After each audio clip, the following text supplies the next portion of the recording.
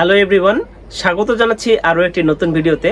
সময়ের সাথে সাথে বিআরটিএর পেমেন্ট সিস্টেমে আপডেট চলে এসেছে, তাই অনেকে আমাকে কমেন্ট করছেন বা পার্সোনালি মেসেজ দিয়ে জানতে চাইছেন কিভাবে এই নতুন পেমেন্ট সিস্টেমের মাধ্যমে টাকা জমা করবেন।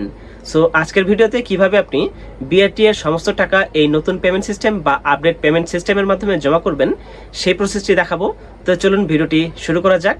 ভিডিওটি শুরুর আগে আপনাকে অনুরোধ করব, এমন নিয়মিত ভিডিও পেতে চাইলে চ্যানেলটি অবশ্যই সাবস্ক্রাইব করবেন। ভিডিওটি ভালো লাগলে লাইক করবেন, কমেন্ট করবেন এবং বন্ধুদের মাঝে বেশি বেশি করে শেয়ার করবেন। তো চলুন ভিডিওটি শুরু করা যাক। তো আমরা চলে এসেছি বিএসপি অ্যাকাউন্টে। বিএসপি অ্যাকাউন্টে আসার পরে আপনারা নতুন সিস্টেমে কিভাবে আপনারা বিআরটি এর সকল টাকা জমা করবেন আজকের এই ভিডিওতে আমি তা দেখাবো। তো আমার যে প্রসেসটি রয়েছে, একটি ভিডিও দেখলে আপনারা বিআরটি এর learner fee, driving licence, smart card fee অর্থাৎ পরবর্তী যে ফিটি জমা দিতে হয় সেটি ফি, সেই ফিটা, রেজিস্ট্রেশন ফি কিংবা ফিটনেস বা আনুষঙ্গিক যত প্রকার বিআরটি এর যত টাকা রয়েছে সেগুলো কিভাবে জমা করবেন আজকের এই ভিডিওটি দেখে আপনারা নতুন সিস্টেম দিয়ে টাকা জমা করতে পারবেন খুব সহজে। তো আমরা দেখুন ও পরবর্তী ধাপ এই অপশনে ক্লিক করব। ক্লিক করার পরে আমরা নিচে চলে আসব। নিচে আসলে আমরা এখানে দেখতে পাচ্ছি পূর্ববর্তী সংযুক্তি, অর্থাৎ আমরা এগুলো একটু দেখে নেব। জাতীয় পরিচয়পত্র এবং শিক্ষাগত সনদ এবং আপনার এখানে মেডিকেল দেয়া আছে কিনা। যদি দেয়া থাকে তাহলে তো ওকে, আর যদি দেয়া না থাকে তাহলে আপনারা অতিরিক্ত সংযুক্ত করুন, এখানে আপনারা আপলোড করে দিবেন। সো আমরা টাকা জমা দেওয়ার জন্য ড্রাইভিং লাইসেন্স অনলাইন ফি জমা এই অপশনে ক্লিক করব। ক্লিক করার পরে আমাদের সামনে এমন একটি ইন্টারফেস চলে আসবে। আমরা এখান থেকে নিচে চলে আসব। নিচে এসে আমরা এখানে ফি জমা দিন এই অপশনে ক্লিক করব। ফি জমা দিন এই অপশনে ক্লিক করার পরে আমাদের সামনে কিন্তু এমন একটি ইন্টারফেস চলে আসবে। এখানে আপনারা দেখতে পাচ্ছেন এখন কিন্তু বিআরটি এর সকল টাকা কিন্তু এ চালানের মাধ্যমে জমা হবে। তো কিভাবে আমরা এ চালানের মাধ্যমে জমা দেব সেটি আমরা এখন দেখব।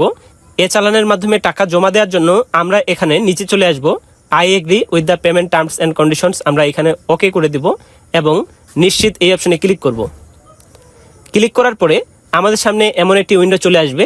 আপনারা এখানে দেখতে পাচ্ছেন এই সাইটে ব্রাউজারের পপ আপ অনুমোদন করা আবশ্যক। পেমেন্ট প্রক্রিয়ায় যাওয়ার আগে দয়া করে ব্রাউজারের সেটিং থেকে পপ আপ অনুমোদন করুন। সো আমরা পপ আপ যাচাই করুন এই অপশনে ক্লিক করব। ক্লিক করলে সফলভাবে পপ আপ ওপেন হয়েছে। আপনি এই ট্যাব বন্ধ করে পেমেন্টের পেজে গিয়ে পেমেন্ট প্রক্রিয়াটি শেষ করতে পারবেন। সো আমরা এখানে দেখতে পাচ্ছি আমাদের কিন্তু এ চালান চলে এসেছে।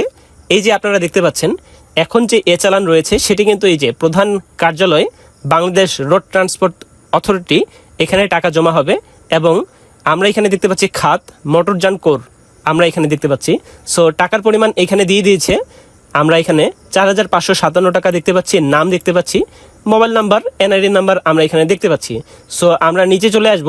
নিচে এখানে ইন্টারনেট ব্যাংকিংয়ের মধ্যে অনেক ব্যাংকিং সেবা রয়েছে এবং কার্ডের মাধ্যমে যদি জমা করতে চান তাহলে এখানে visa, master card, American express, Nexus pay আপনারা পেয়ে যাচ্ছেন।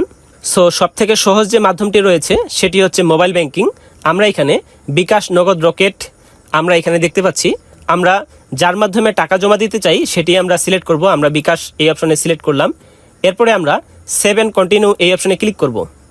ক্লিক করার পরে আমাদের সামনে এমন একটি ইন্টারফেস চলে আসবে। আমরা এখানে প্রসিড এই অপশনে ক্লিক করব। ক্লিক করার পরে আমাদের সামনে বিকাশ অ্যাকাউন্ট নাম্বার দিতে হবে। সো আমরা এখানে বিকাশ অ্যাকাউন্ট নাম্বার দিয়ে দিই। বিকাশ অ্যাকাউন্ট নাম্বার দেওয়ার পরে আমরা কনফার্ম এই অপশনে ক্লিক করব। কনফার্ম এই অপশনে ক্লিক করলে আমাদের মোবাইলে একটি 6 সংখ্যার ওটিপি কোড পাঠানো হবে।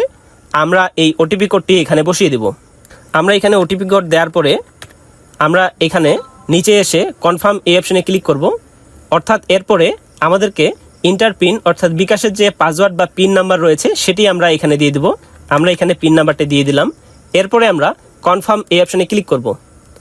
কনফার্ম এই অপশনে ক্লিক করলে আমাদেরকে একটু ওয়েট করতে হবে। আমরা কিছুক্ষণ অপেক্ষা করলে আমাদের কিন্তু ফিটি সুন্দরভাবে অর্থাৎ খুব ইজিভাবে পারফেক্টলি জমা হয়ে যাবে। এই যে আপনারা দেখতে পাচ্ছেন payment complete successfully, please click here to get money receipt, অর্থাৎ ক্লিক হিয়ার এই অপশনে ক্লিক করলে আমরা কিন্তু মানি রিসিপ্টটি পেয়ে যাব। আমরা রিসিপ্ট অর্থাৎ প্রিন্ট রিসিপ্ট এই অপশনে ক্লিক করলে মানি রিসিপ্টটি আমরা পেয়ে যাব। সো আমরা এখান থেকে হোমে আসি, হোম থেকে আমরা ড্যাশবোর্ডে আসি। আমরা এখানে দেখি ড্রাইভিং লাইসেন্সের ফি, অর্থাৎ আমাদের যে ড্রাইভিং লাইসেন্সের ফিটি জমা হয়েছে এই যে আমরা দেখতে পাচ্ছি পেমেন্ট ফি জমা হয়েছে এবং আমরা এখানে আবেদনের অবস্থা দেখতে পাচ্ছি, অনুমোদনের অবস্থা দেখতে পাচ্ছি। অনুমোদনের জন্য অপেক্ষমান রয়েছে। আমরা এটি অপেক্ষা করার জন্য 2 থেকে 3 দিন বা 1 সপ্তাহ অপেক্ষা করব। অপেক্ষা করলে আমরা এখানে দেখব যে আমাদের ই পেপার চলে এসেছে।